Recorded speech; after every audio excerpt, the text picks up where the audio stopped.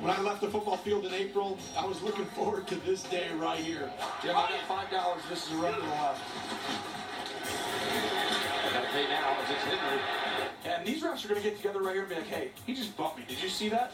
I kind of saw it. Did you see it? Yeah, I saw it. Let's throw a flag then. We just saw it, right? Yeah, I'm game if you are. You're going to see Josh is like, you had the end cut. He was open. And Tom's like, you know what? I know he was open. You know what? I know he was open. I know it. Ooh, look at the change of direction. Does he get both feet in right here at the end, Jim? He turns it upfield. Can we go back to the booth and show just everyone's incredible style up here? I mean, look at that. I mean, we got stuff out. Look at this. We got people around here. I don't even know these people. Hey, guys. Broadcasting's breakout star, Tony Romo, with us now from Lake Tahoe, where he's working on his other post-football career, playing in the American Century Championship, coming up a 9-stroke win in a Wisconsin amateur. You going to take this thing too? Well, we hope we can keep it going. You know, the golf game's improved a little bit, so at least I know I can at least hit the golf ball solid when I wake up. That's a positive sign compared to a few months back. Tony, it seems a little bit like you're good at everything. I gotta tell you, I've been in broadcasting for 20 years. I don't know that I have ever seen an athlete transition quite as seamlessly as you did. Was it as effortless for you as you made it seem? Well, I think that's the goal, is to make it look that way, but no, you work hard at it, and you know, I was also lucky to be surrounded, you know, by really great teammates. And at CBS with Jim Nantz, I mean, I really don't think you could walk into a better situation of a partner. You know, I'm close with him, you know, off air and on air, we're the same. And I just think, you know, having him, Jim Rickoff, our whole team there, it kind of made it an easy segue for me to trust them and just follow their lead. And then you just kind of talk football, which, you know, I've studied for the better part of my life, I feel like. So it just made it a smoother transition, I think, because of those guys. Well, it's going to be a big year, too, for you, broadcasting the Super Bowl already. If you had to pick right now, who's in that game? Oh, if I had to pick right now? It's pretty early. The thing about the NFL is things change pretty fast. Injuries happen, a lot of stuff happens, but if I was picking right now, I'd probably go with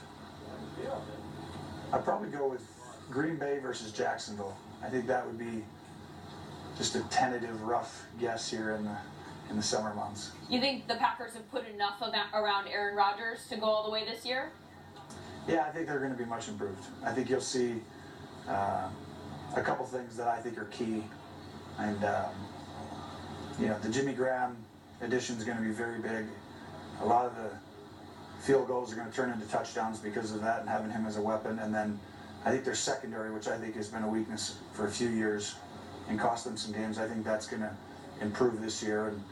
And then having a new system. It always gives people within your division trouble just because they don't have a lot of data and situational calls against you. So that'll help them.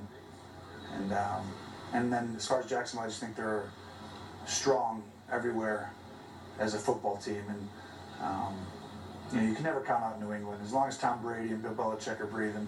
You know, the easy pick is them, but you know, I think that Jacksonville had them on the ropes last year. It was close. New England, Houston, your Week 1 game on CBS, it looks like. What do you make about all of this talk about Brady and Belichick butting heads? I just think when you work together for 15, 20 years, whatever it is, I think that invariably when you have the success they have, people have to come up with stuff.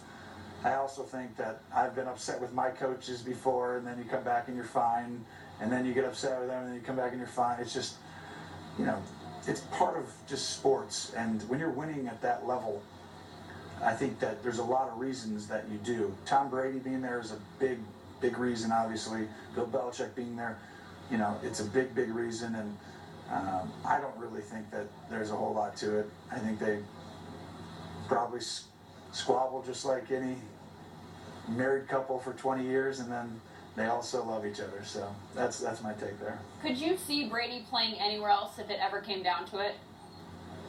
At this point, probably not. I mean, I don't know. You know, you'd have to ask Tom, but I think he's probably to the point where he's taking it year by year and, you know, make those decisions as they come up. But I think he probably, in my my rough guess is that, he's going to finish his career in New England, no question. If you are Joe Flacco, how are you responding to the kind of talk that you're hearing coming out of Baltimore from Harbaugh that they want to use both quarterbacks as a quarterback on the field at the same time? Is that a good situation for Flacco? I don't think it should matter too much to Joe. I think Joe is, outstanding quarterback in the National Football League. He didn't get much time last year. When I put the tape on, he didn't have a ton of help up front. The game is fast enough already. When the offensive line isn't performing and there's injuries and things happen, you ask a lot out of your quarterback, and sometimes that can make people look not quite as good as they are. How about the Cowboys? Dak says he doesn't need a number one receiver. Is he right? Well, I mean, it depends on what you're defining as a number one receiver. I mean, is it by name alone? Is it by talent? I mean, you don't know that they don't have one. There's always someone that can come up. For me, it was Miles Austin after Teal left, and it was the same discussions then. At the end of the day, if you put the ball in small windows and you're aggressively putting the ball where you want, there's going to be windows. It's just when you have somebody who's super talented, the windows are wider. So if you have Julio Jones, the windows are wider, and so you don't have to be as perfect as a quarterback. So, as Dak continues to improve and gets to a level he feels comfortable at, then I think the windows don't have to be as big. So from that perspective, they just need, guys to get into their spots and the ball will get there. And that's how they're going to do it. They're going to run the football. They have a great offensive line. They may have even gotten better.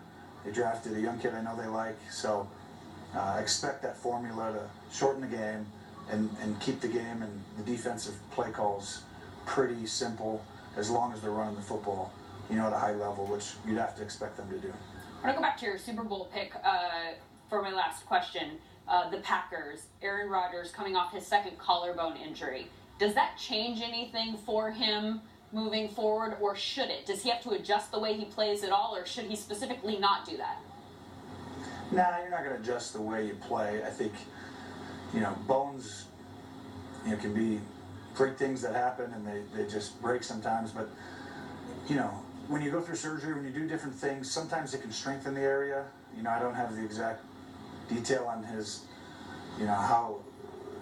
what happened in his recovery, but, for him, he's going to play the game one way. He's outstanding. No one's going to tell him how to play. I think that he's as talented as anybody who's played the game. So Aaron is just fine. I think you're going to see a great season out of him, and he'll probably be healthy all year. Tony, thank you so much for your time. Cannot wait to see how year 2 goes for you in the broadcast booth, and good luck out there in Tahoe this week. Appreciate you. Thanks.